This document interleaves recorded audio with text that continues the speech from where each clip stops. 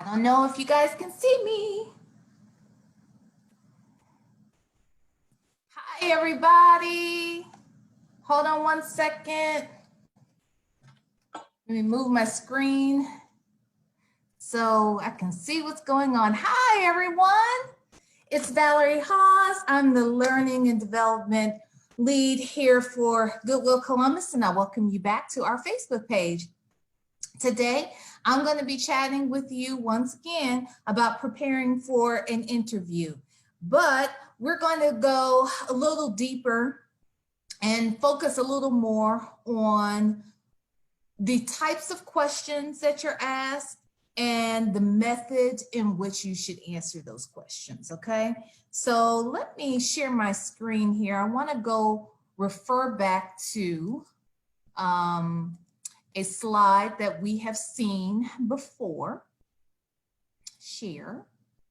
And then let me make that bigger so that we can take a look at that. Hope everyone's doing well today. Now, I'm hoping, let's see.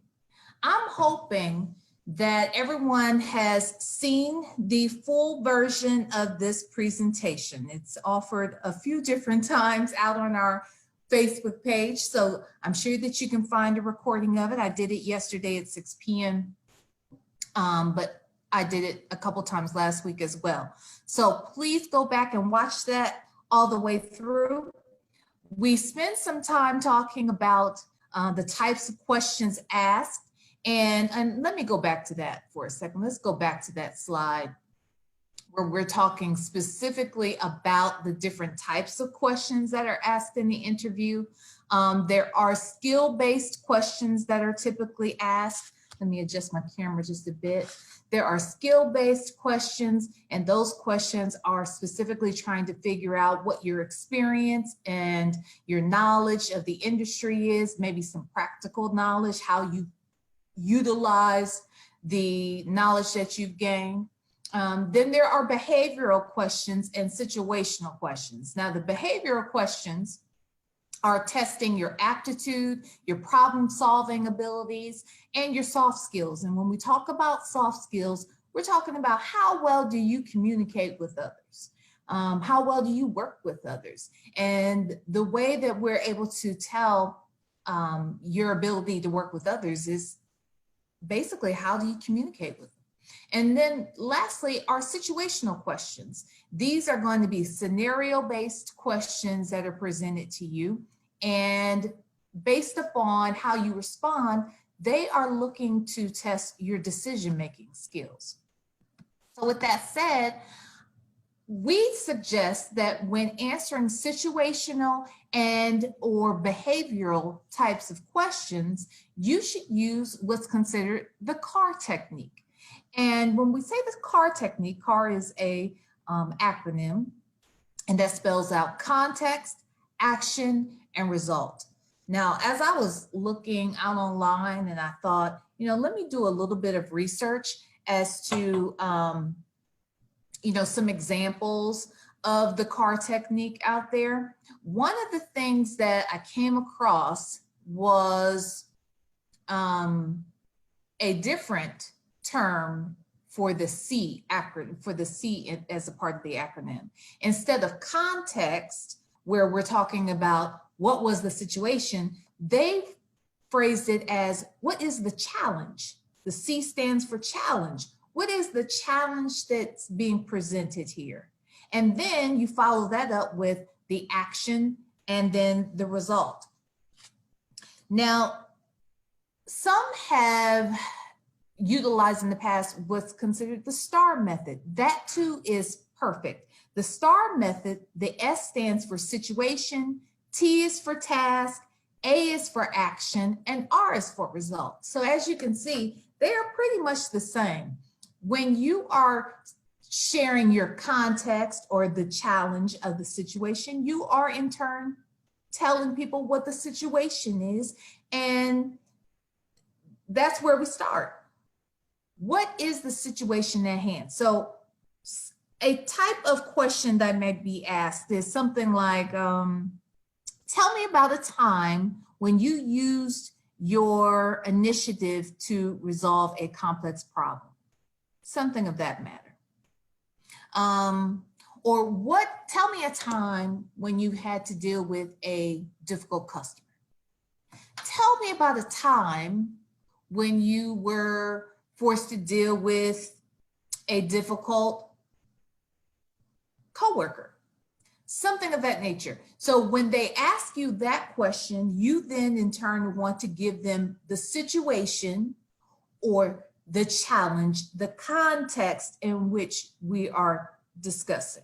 What was the situation that occurred in particular? So you want to give those details. 2, you then want to follow it up with the action. What did you do to resolve the problem? How did you handle that? And then finally is the result. What was the result, the end result? And we're trying to focus on a positive result here, okay? What was the result after you took action in this situation?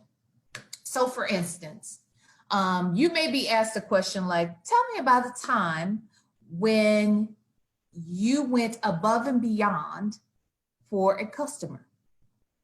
Now, I like that question, but that question was always an easy question for me to answer in an interview, mainly because one of my first jobs was in hospitality, and most people know that when you work in the hospitality industry, it's all about making people happy, right? So it was always in my mindset that when it came to customers, no matter what job I was doing, no matter what role I was in, it was always about ensuring that the customer left satisfied. So I've always been able to answer that one pretty easily. But there was a time when I spent time working on cruise ships. And one time in particular, well, let me go back. As a employee on cruise ships, I worked as a trainer. So my customers were internal customers. It wasn't my job per se to work directly with our guests that came on board the ship. However, if you worked on the ship and you were walking around in a uniform, which every ship crew member was required to wear uniforms, if a customer sees you, a guest sees you, they don't know what your job is in particular. They just know you work on the ship and they have a problem, yes? But I remember a time in particular when a customer came up to me, not knowing that I was a trainer, and they were concerned about a birthday party that they were planning later that day, and they had purchased a gift and needed the gift wrapped. Now, unfortunately, on the ship, we didn't do gift wrapping. So that is the context. The context is the fact that the customer came to me, they needed a gift wrap for a party later that day, and we didn't have a gift wrapping place on board. That's the context.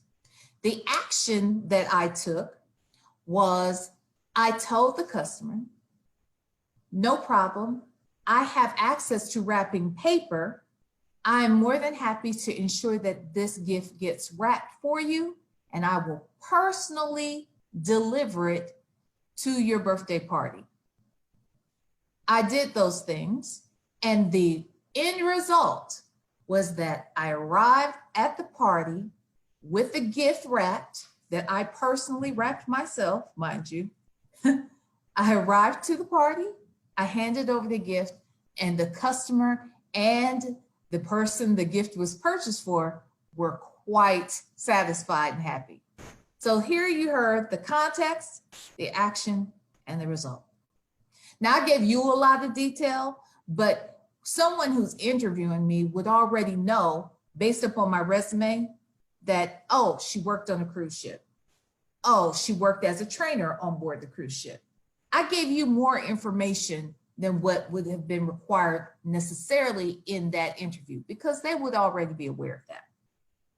I make the point to share that with you because when you're in an interview, while you want that conversation to flow like an organic conversation, and in an organic conversation, there aren't typically time limits associated.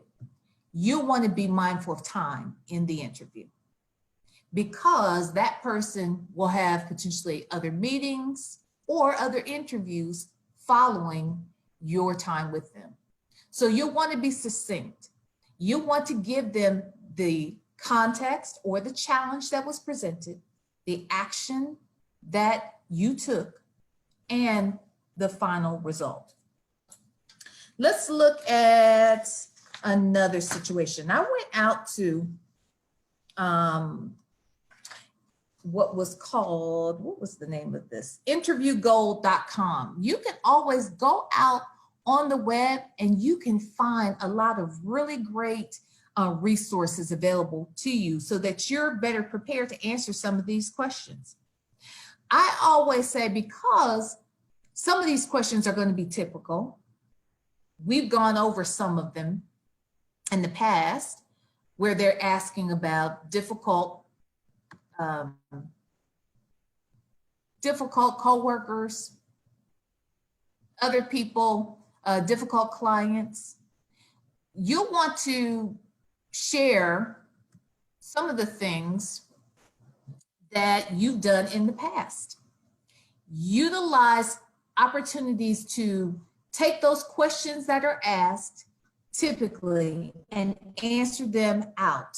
You'll want to give all of that information and then try to break down the answers so that they are very succinct in the way that you answer them. I always say, write it down in complete sentences.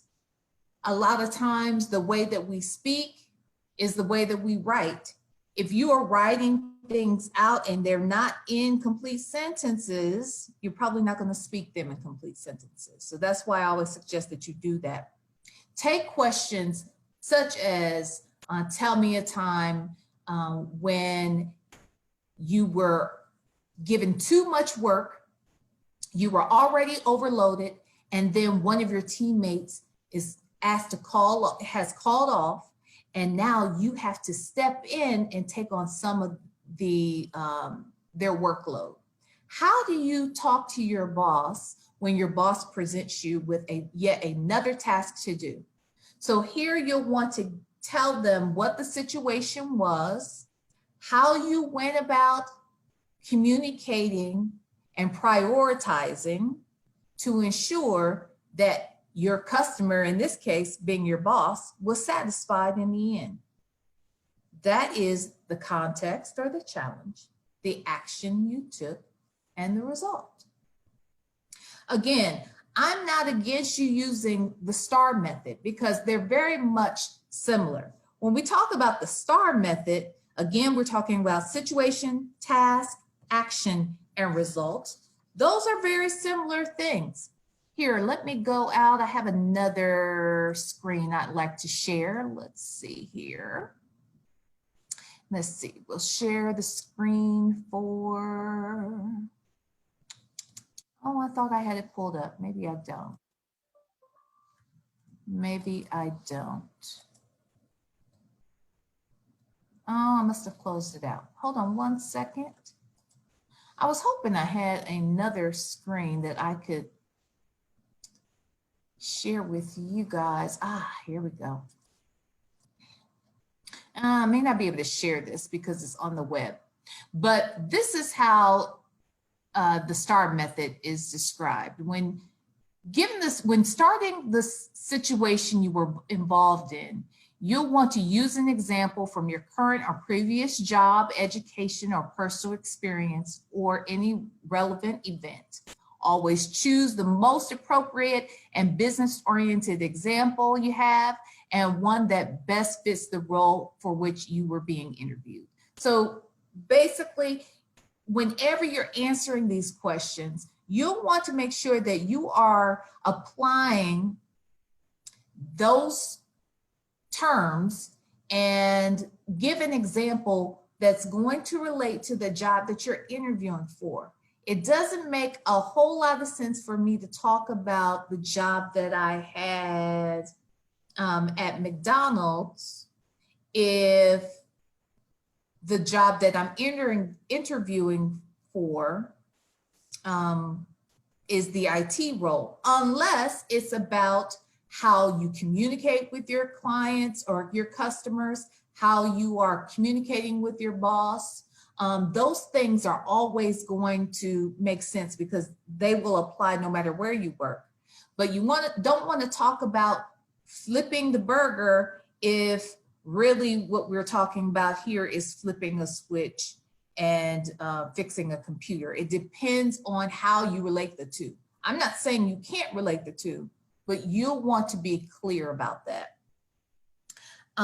You'll want to make sure when talking about the action that you are giving, this is the section for that the interviewer is most interested in.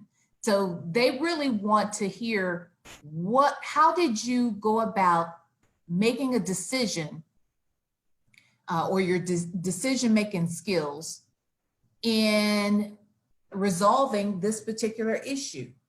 And one thing that you'll always want to provide is a scenario in which the customer, your boss, your coworker, whoever it is that we're talking about, that they left satisfied with the action that you took, that everybody was better off at the end of that scenario.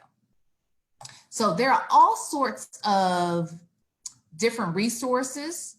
You can go out to Google. You can go out to interviewgold.com. They have really great scenario-based questions and answers, and they give you a method for answering those questions. Let's see, what else? I also went out to a couple of other sites. We like to suggest too that you go and, you'll want to talk to other recruiters. I always tell people, spend some time with people who work in the field itself.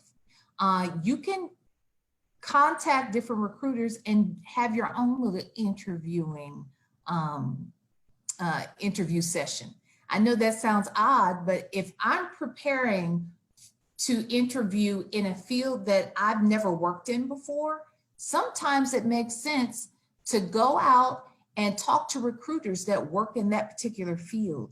Ask them, what are they looking for? Now, I don't suggest calling the company that you're interested in working for, but maybe call some other companies. You can call out of state.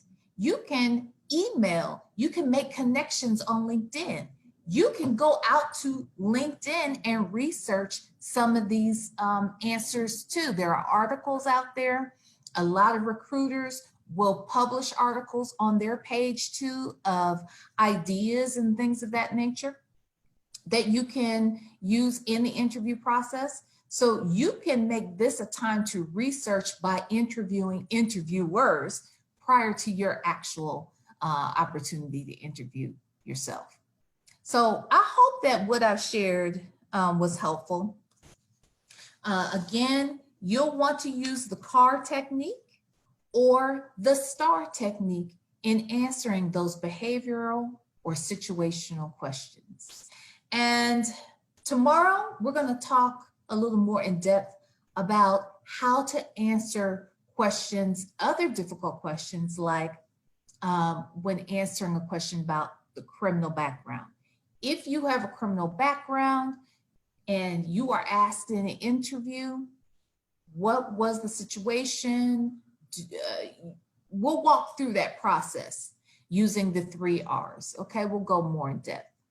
Again, my name is Valerie Hawes. I'm the Organizational Learning and Development Lead at Goodwill Columbus. Also, I want to thank my moderator that's in the chat, Mr. Victor Johnson, who is a career facilitator for Goodwill Columbus. I apologize, Victor, for not introducing you before we started, but I want to thank everyone for joining us.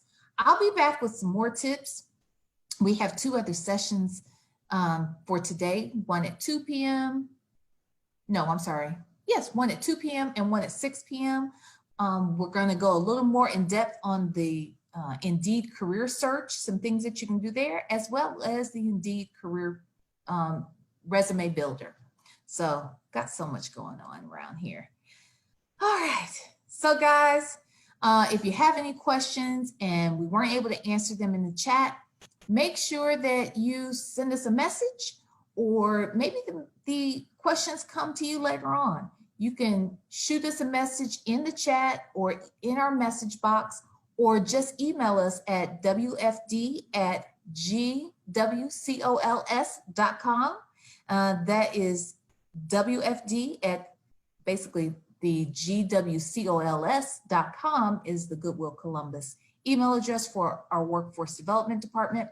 And as soon as we get your questions, we will be sure to answer. All right. That's all I have. Until tomorrow, I'll see you then. I hope that you have a wonderful, wonderful day. All right. Bye.